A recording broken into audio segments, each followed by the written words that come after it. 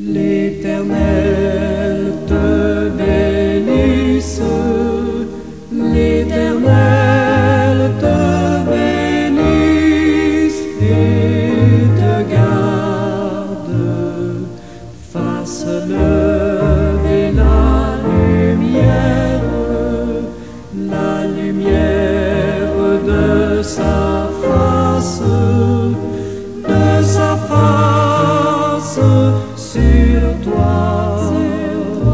sur toi, use de grâce envers toi et te donne la paix, et te donne la paix.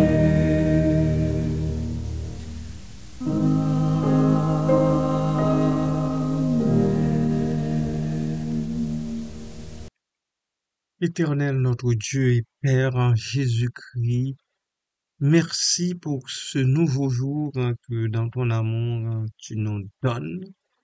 Tu nous le donnes ce deuxième jour du mois d'août 2024.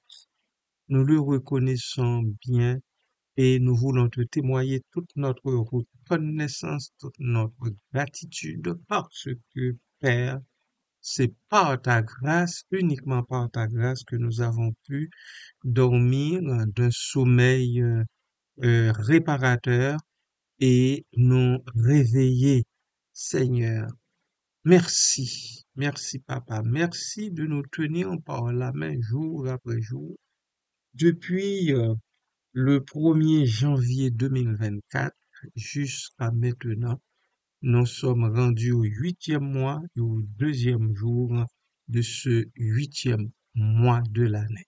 Nous bénissons ton Saint-Nom, nous te louons, nous t'exaltons, nous glorifions ton nom parce que tu en es digne. Merci Papa. À toi, à Jésus-Christ, au Saint-Esprit, soit gloire, honneur, puissance, majesté au siècle des siècles. Amen. Bien-aimés de partout et amis, bonjour, bon matin, que la paix et la grâce de Dieu soient avec vous toutes et tous, que dans son amour, il vous visite et vous bénisse au-delà de toute mesure, car les bénédictions du Seigneur notre Dieu sont là pour ses enfants, pour les croyants, pour ceux et celles qui croient en lui, qui l'acceptent comme Père en Jésus-Christ et qui prennent la détermination de le suivre jusqu'au. Soyez donc bénis à tout jamais. Amen.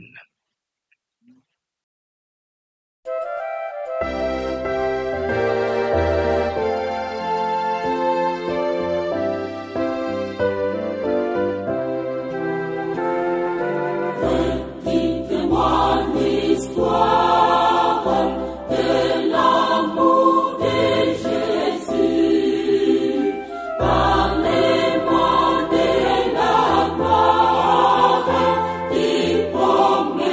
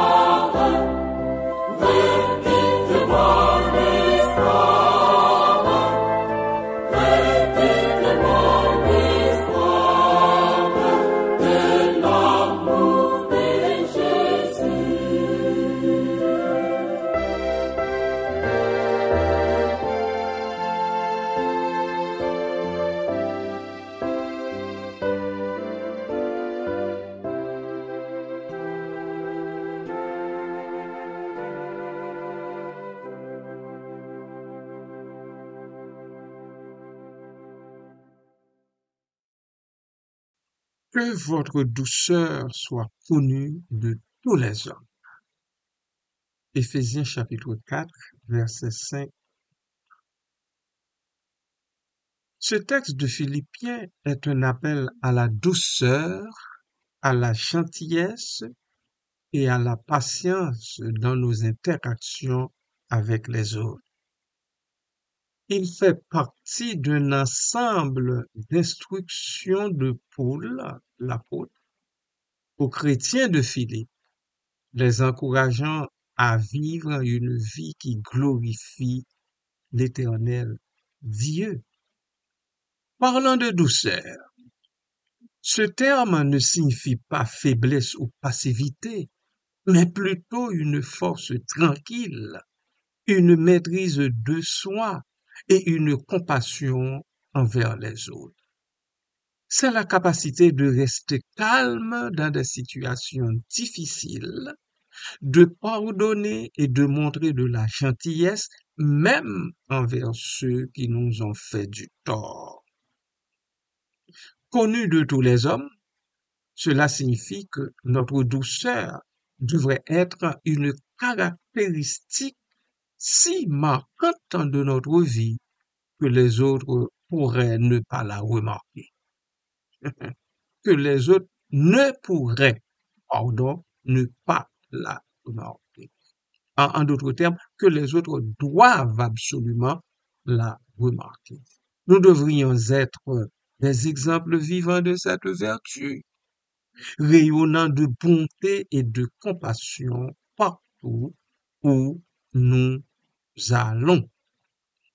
De façon pratico-pratique, dans nos relations interpersonnelles, la douceur est essentielle pour bâtir des relations solides et durables.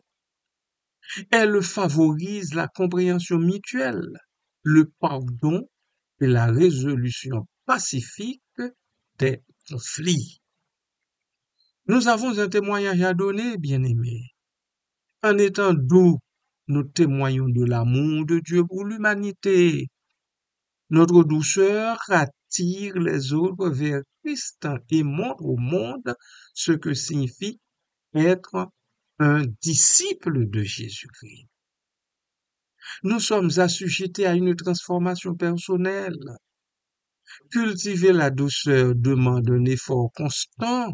Il faut que vous et moi, nous nous efforcions pour arriver à cultiver la douceur. Cela implique de travailler sur notre propre caractère, de nous débarrasser de l'amertume et de la colère et de la rancœur. Oui, ça prend tout ça. Et que Dieu vous bénisse là-dessus, bien-aimés.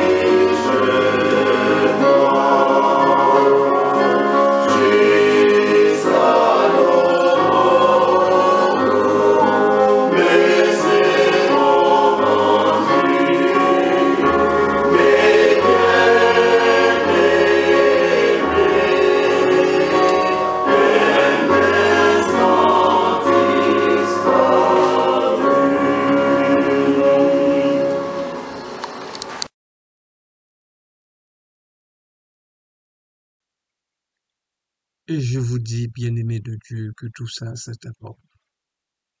Mais pourquoi est-ce important? La vie nous est conservée en ce bas monde pour refléter le caractère de Dieu. Dieu est doux et miséricordieux. En imitant son caractère, nous devenons plus semblables à lui. Est-ce que vous vous en rendez compte? Oh oui, c'est ce qui est arrivé. Par cela, nous allons faciliter l'évangélisation dont on parle tellement. Les gens sont plus attirés par la gentillesse que par la dureté. La douceur ouvre les portes à l'évangile. Je vous en donne ma parole. Nous devons apporter la paix intérieure à toutes et tous.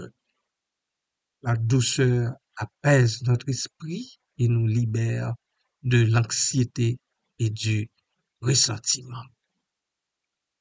Que votre douceur soit connue de tous les hommes est un appel à vivre une vie caractérisée par la bonté, la patience et la compassion.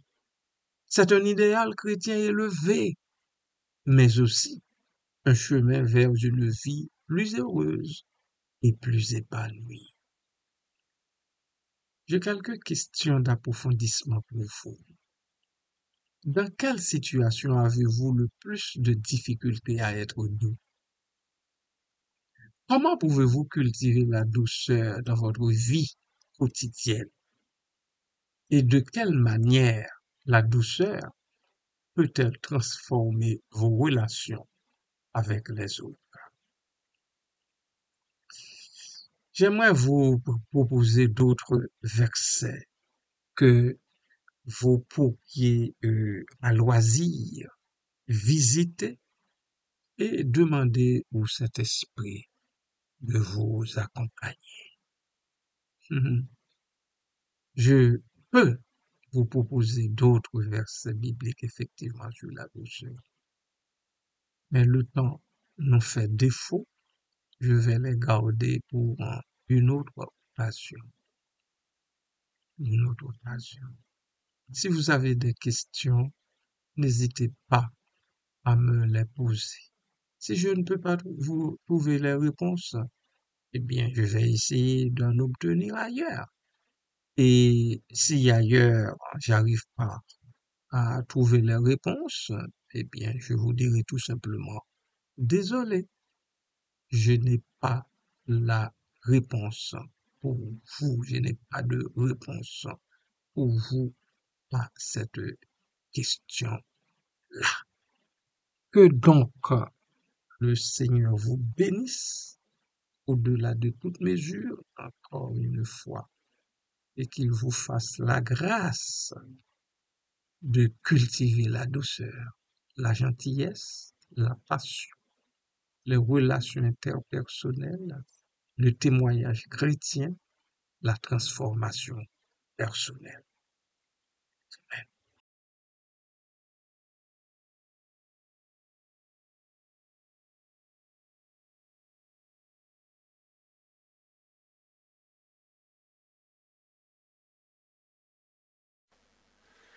Le Fils de Dieu vint sur la terre, mourir pour moi, car il m'aimait. Est-il de plus profond mystère, d'amour plus grand et plus parfait? Jésus m'a tant aimé. Jésus m'a tant aimé. Il fut pour moi crucifié. Jésus m'a tant aimé. Pour jamais ton sang pur efface mes péchés, mon iniquité. Et tu fais de moi par ta grâce un enfant pour l'éternité. Jésus m'a tant aimé. Jésus m'a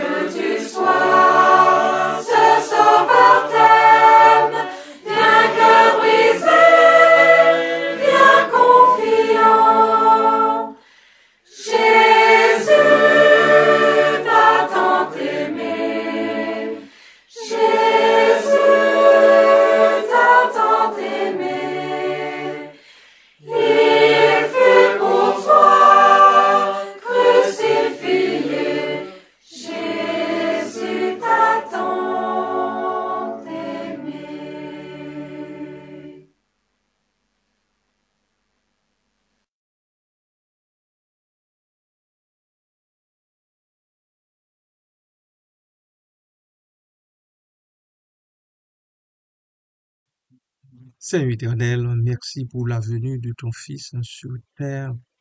Merci pour son sacrifice. Merci, Seigneur.